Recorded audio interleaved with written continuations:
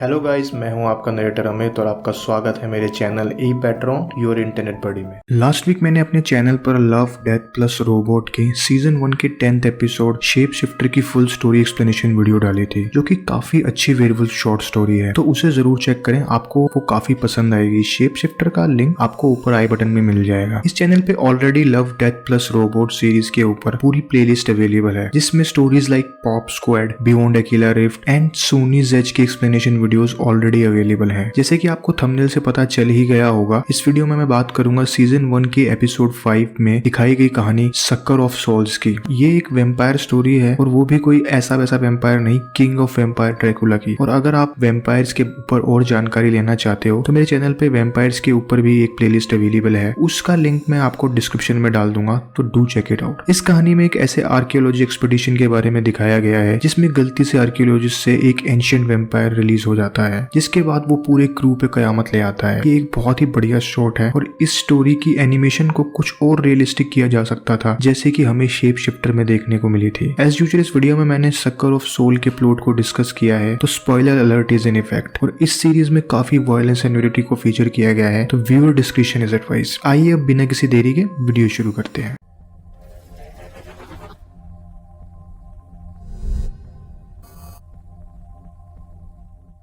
कहानी की शुरुआत होती है hired mercenary Flint and doctor V Hunt से, जो एक गुफा से बाहर की तरफ भाग रहे होते हैं, किसी अनजान खतरे से बचते हुए। उनके भागते वक्त उनके पीछे गुफा में लगी हुई लाइट्स टूटने लगती हैं और पूरी स्क्रीन अंधेरे में हो जाती है। और फिर हमको थोड़ी देर पहले की कहानी दिखाई जाती है, जब वी हंट, फ्लिन और वी हंट का यंग इंटर्न साइमन मिलके एक एंशिएंट टनल को ढूंढ लेते हैं, जिसपे कुछ एंशिएंट राइटिंग्स लिखी हुई थी। वी हंट साइमन को उन राइटिंग्स को पढ़ने के लिए बोलता है, जो कि कुछ इस तरह से ट्रांसलेट होती है: यहाँ दफन है बच्चों को खाने वाला the black prince the sucker of soul. इसे सुन के वी हंट एक्साइटमेंट से भर जाता है और बाहर अपने टूल्स लेने जाता है, और तभी केव में से साइमन के पास पड़ी हुई लाइट फ्लिकर करने लगती है और कुछ अजीब आवाजें गुफा से आने लगती हैं। तभी साइमन नोटिस करता है कि केव की ऊपर वाली वॉल से एक वेम्पायर नीचे आता है। ये वेम्पायर केव से बाहर निकल के वी हंट एंड फ्लिन के सामने ही साइमन को बड़ी बेरहमी से मार देता है और उसके सारे खून को कंज्यूम कर लेता है। और हम व्यूअर्स देख पाते हैं कि खून कंज्यूम करने के बाद ये वेम्पायर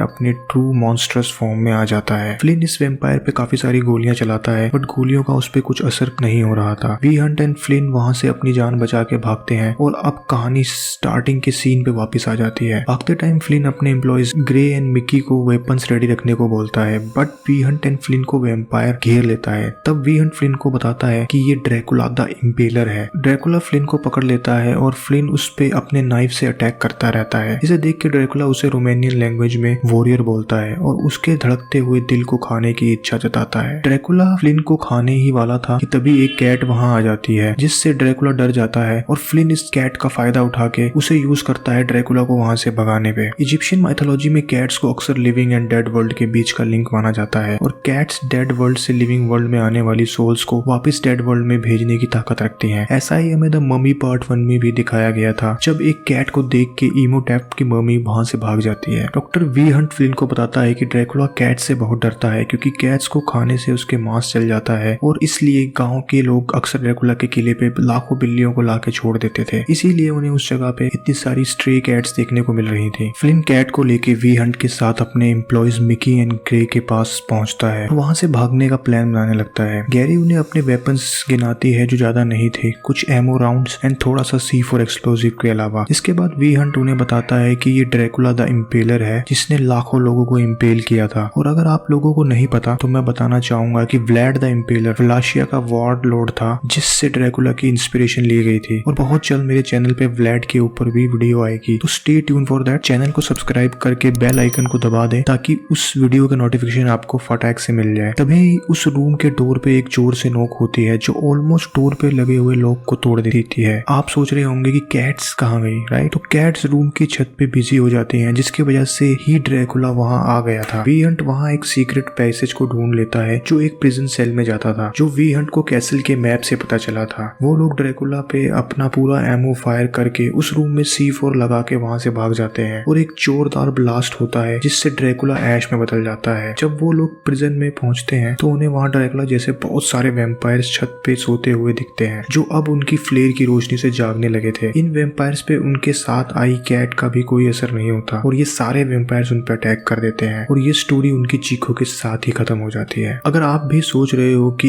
ये सारे वेम्पायर कहाँ से आए, तो उसका आंसर है ये सब भी ड्रैकुला के ही वर्जन थे। वैसे तो ये एंडिंग ओपन टू इंटरप्रिटेशन है, बट मेरी थ्योरी है कि ड्रैकुला सालों से प्रिजन्स में अपने वर्जन बना रहा था जिनमें कोई कमजोरी ना हो, लाइक फियर ऑफ कैट्स। तो दोस्तों कैसी लगी आपको ये स्टोरी? अगर आपको ये स्टोरी पसंद आई हो तो वीडियो को लाइक करना ना भूलें, और अगर आप ऐसी इंटरेस्टिंग वीडियोस देखना चाहते हो तो सब्सक्राइब टू माय चैनल। मैं मिलता हूँ आपको अगली वीडियो में, तब तक के लिए बाय, पीस आउट।